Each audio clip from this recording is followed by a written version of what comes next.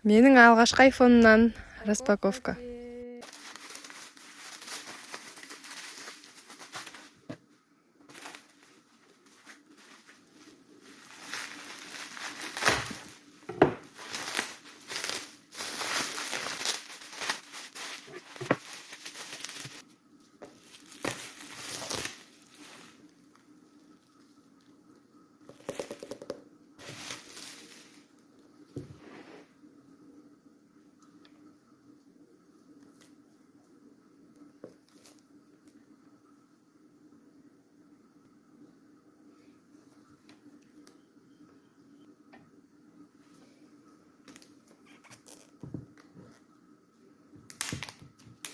Мен ар жерде ойлап тұрмын.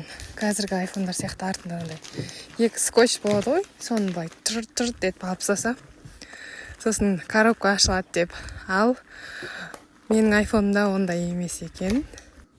Бұл менің алғашқы айфоным, сондықтан сезім өте ерекше. Күшті сезім болды, қобалжу сезім болды. Мына жерде ашып жатқан кезде вообще беззвучный. Менің жарты жылда жеткен арманым, жаңа жылдың алдында өзіме мақсат жазған болатын. Мақсат, арман. Қалай да болсын, биыл айфон аламын деген. Ең басында 15-ші айфон деп армандаған болатын, осы беріпті шүкір. Озвучка жасау да оңай емес екен.